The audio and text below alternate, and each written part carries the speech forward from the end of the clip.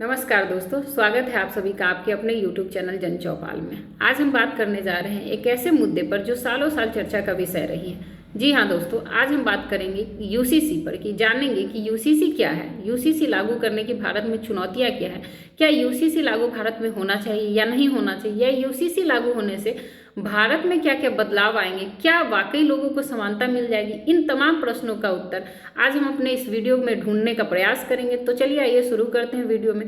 सर्वप्रथम समझते हैं कि यूसीसी क्या है। यूसीसी यानी कि यूनिफॉर्म सिविल कोड, जिसे हम समान नागरिक संहिता के नाम से भी जानते हैं। तो समझते हैं कि समान नागरिक संहिता है क्या आखिरकार। समान नागरिक संहिता यानी कि यूसीसी का सीधा सा सिंपल सा मतलब इतना है कि भारत के प्रत्येक व्यक्ति के लिए, भारत के हर व्यक्ति के लिए एक समान नागरिक कानून का होना, चाहे वो किसी भी धर्म का हो, चाहे वो किसी भी जाति या समुदाय का ही क्यों न हो।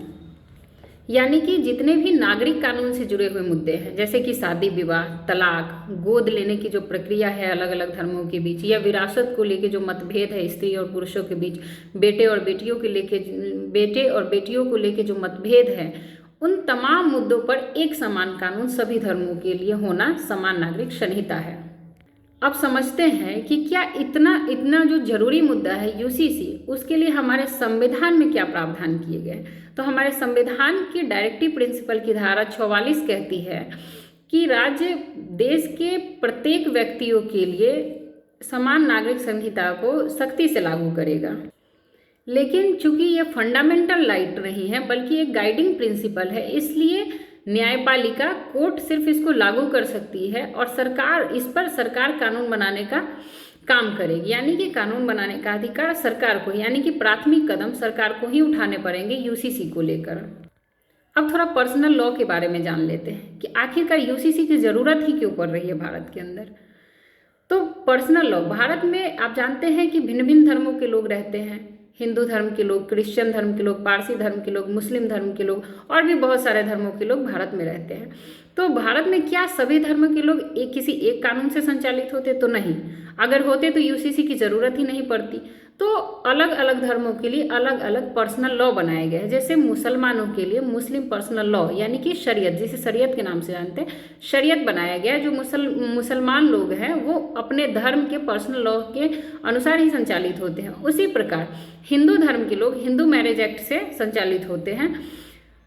विभिन्न धर्मों के लोग, अलग अलग धर्मों के लोग, पारसी, क्रिश्चियन, जितने भी अलग अलग धर्मों के लोग हैं अपने अपने पर्सनल लॉ से ही संचालित होते हैं। आखिरकार यूसीसी लागू करने की मांग क्यों की जा रही है इंडिया के अंदर? यूसीसी लागू करने के फायदे क्या है, क्या लाभ है? ठीक तो है, सभी धर्मों के लोग अलग अलग पर्सनल लॉ से संचालित होते, इसमें दिक्कत क्या है? लेकिन अब हम थोड़ा इसी को समझते हैं, इसी पॉइंट को, कि अलग अलग पर्सनल लॉ के नुकसान क्या है भारत के अंदर और यूसीसी के लाभ क्या है।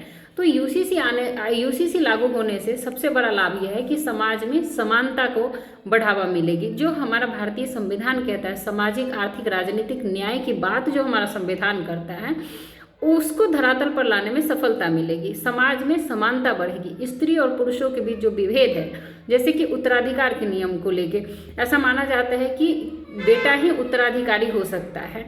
तो इससे जब यूसीसी लागू होगी, यानी स्त्री और पुरुषों में भेद समाप्त होगा, जब विभिन्न धर्मों के बीच भेद समाप्त हो जाएगा, तो इससे हमें समाज में स्त्री और पुरुषों के बीच समानता लाने में सफलता मिलेगी। महिला सशक्तिकरण को विशेष रूप से बढ़ावा मिलेगा। समानता तो समाज में आएगी, लेकिन महिलाओं को विशेष रूप से लाभ होगा। आप समझते हैं कि आप शाहबानों का केस सुने होंगे या शायरा बानो का केस सुने होंगे। तो आप जानते हैं कि भारत में मुसलमान धर्म में, हिंदू धर्म में, सभी में अलग अलग नियम है। शादी विवाह को लेके, तलाक को लेके, मेंटेनेंस के नियम को लेके, उत्तराधिकार के नियम को लेके। तो ये सारे भेद जो है वो समाप्त हो जाएंगे। महिलाओं को लाभ किस प्रकार से होगा? तो भारत में के परंपराओं में जो एक चीज विद्यमान है, बहुविवाह का जो कल्चर है, उसको चुनौती मिलेगी, वो उसका खात्मा हो जाएगा। तो इससे महिला सशक्तिकरण को बढ़ावा मिलेगा। 3 तलाक का जो मुद्दा है वो चीज़ें समाप्त हो जाएंगी, क्योंकि अभी मुस्लिम पर्सनल लॉ के अनुसार वो चीज़ें सही थी अब तक, लेकिन जैसे यूसीसी लागू होगी वो चीज़ें खत्म हो जाएंगी। तो 3 तलाक का मुद्दा खत्म हो जाएगा, बहुविवाद का मैटर जो है वो खत्म हो जाएगा, उत्तराधिकार का जो नियम है उसमें स्त्री और पुरुषों को समान अधिकार दिया जाएगा हमारे संविधान के अनुसार। उसमें गोद लेने की जो प्रक्रिया है कि गोद लेंगे तो वो हमारा असली उत्तराधिकारी नहीं हो सकता, हमारे संपत्ति में उसको अधिकार नहीं दिया जा सकता, ये सारे विभेद समाप्त हो जाएंगे समाज के अंदर। राष्ट्रीय एकता को बढ़ावा मिलेगी। राष्ट्रीय एकता को बढ़ावा किस प्रकार से मिलेगी? हमारा देश एक है तो हमारे देश के लिए कानून भी एक होना चाहिए, ताकि हमारा देश एकजुट रहे, अखंड रहे। जो अखंड भारत का जो सपना है भारत का, वो चीज़ें साकार होती हुई नजर आएंगी। इसके साथ ही साथ कानूनी प्रक्रिया आसान हो जाएगी, क्योंकि अभी भिन्न भिन्न धर्मों के लोग अलग अलग पर्सनल लॉ से संचालित होते हैं। इसमें कन्फ्यूजन बहुत ज़्यादा रहता है किसी चीज़ को किसी केस का निर्णय लेने में। तो ये सारी चीज़ें कन्फ्यूजन समाप्त होकर और कानूनी प्रक्रिया बहुत ही आसान हो जाएगी यूसीसी के आने से। अब प्रश्न यह है कि जब इतनी सारी अच्छी चीज़ें होती हैं, समाज में समानता आएंगी, महिला सशक्तिकरण को बढ़ावा मिलेगा, राष्ट्रीय एकता को बढ़ावा मिलेगा, तो इतनी सारी चीज़ें जब होंगी तो आखिरकार यूसीसी का विरोध क्यों होता है? असली मुद्दा यह है कि आखिरकार अब तक भारत में यूसीसी लागू क्यों नहीं हुआ, क्यों इतने बड़े स्तर पे यूसीसी का विरोध किया जाता है? तो समझते हैं कि भारत में चूंकि विविधता बहुत ज़्यादा है, तो ये विविधता में एकता की बात तो भारत करता है, लेकिन अलग अलग पर्सनल लॉ होने की वजह से भारत में विविधता में एकता की बजाय विविधता में विभेद दिखता है भारत के अंदर। और अलग अलग धर्मों के लोग यह मानते हैं कि यूसीसी के आने से उनकी जो धार्मिक आज़ादी है वो खतरे में पड़ जाएगी। पहली, धार्मिक आज़ादी पर वो कुठाराघात मानते हैं यूसीसी को। दूसरा, वो मानते हैं कि संस्कृति और परंपराओं में दखल देती है यूसीसी। इसी के साथ साथ भारत की जो पॉलिटिकल एंगल है वो भी इस चीज़ को थोड़ा सा, कुछ लोग पॉलिटिकल एंगल से भी जोड़ के देखते हैं कि भारत की कुछ पार्टियां जो है उनकी वोट बैंक का जो समीकरण है वो फिट नहीं बैठता यूसीसी के लागू होने से। तो भारत के लोग, अलग अलग धर्मों के लोग अपनी धार्मिक आज़ादी पर इसको कुठाराघात क्यों मानते और कैसे मानते? तो यूसीसी के लागू होने से क्या होगा कि उनके जो उत्तराधिकार से जुड़े हुए नियम हैं, जिसमें मानते हैं कि जैसे जो भी हमारे ईश्वर है या अल्लाह है या जो भी है, तो वो मानते हैं कि उत्तराधिकारी जो होते हैं वो केवल पुरुषों को मिलनी चाहिए। इस विचार को चुनौती मिलती है, और चूंकि वो सालों से इस जीवन शैली को जीते आए हैं, उनके जीवन शैली का हिस्सा रहा है ये चीज़, तो वो चीज़ें उनको सही लगने लगती है। जैसे एक कहावत है ना कि अगर 100 बार किसी झूठ को भी दमदार तरीके से बोलो तो वो भी एक दिन सच लगने लगता है। सच होता है या नहीं होता वो अलग बात है, लेकिन बार बार किसी झूठ को भी बोला जाता है तो वो चीज़ें सच लगने लगती है। और वही चीज़ लोगों के साथ है कि लोग सही और गलत से इतर होके अपने अपने परंपराओं को, अपने अपने कुपरंपराओं को भी, अपनी धार्मिक मान्यताओं को इतना रूढ़िवादी तरीके से अपना लेते हैं कि किसी नई चीज़ों को स्वीकार करने से डरते हैं। उनको लगता है कि ये चीज़ें उनकी संस्कृति के लिए, उनके धर्म के लिए खतरा है। और यही कारण है कि यूसीसी अब तक भारत में लागू नहीं हुई है, और जब जब भारत में लागू करने की बात होती है तो इतने बड़े स्तर पर विरोध का सामना करना पड़ता है हमारी सरकार को।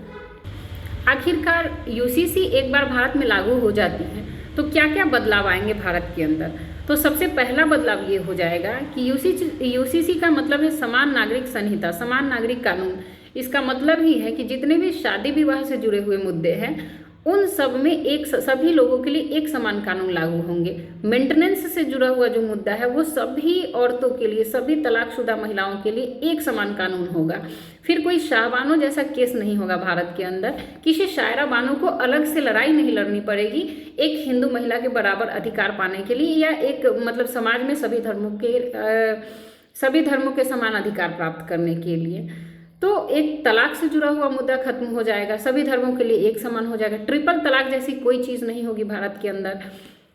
सीआरपीसी सेक्शन 125 जो है वो प्रभावी ढंग से लागू हो पाएगा कि चाहे वो किसी भी धर्म के लोग हो, किसी भी जाति के लोग हो, उनको बराबर मेंटेनेंस खर्च, एक समान अधिकार, उनको एक समान इज्जत दी जाएगी। बेटे और बेटियों दोनों को विरासत में समान अधिकार दिया जाएगा। जैसे कि अभी बिहार सरकार ने किया है कि जो भी संपत्ति होती है परिवार की, जो भी संपत्ति होती है उसमें बेटे और बेटियों का बराबर अधिकार होगा।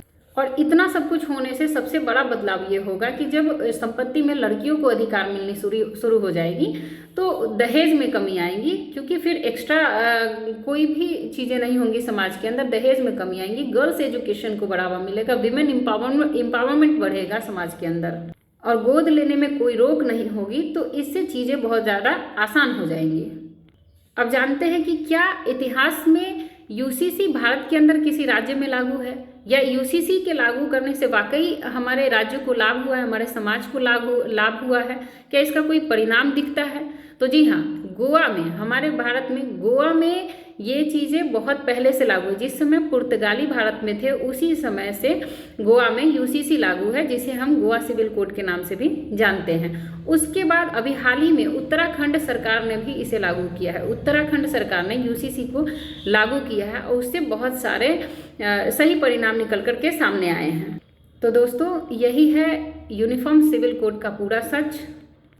एक ऐसा कानून जो देश के सभी लोगों को, चाहे वो किसी भी धर्म के हो, किसी भी जाति के हो, समानता दे सकता है, न्याय दे सकता है।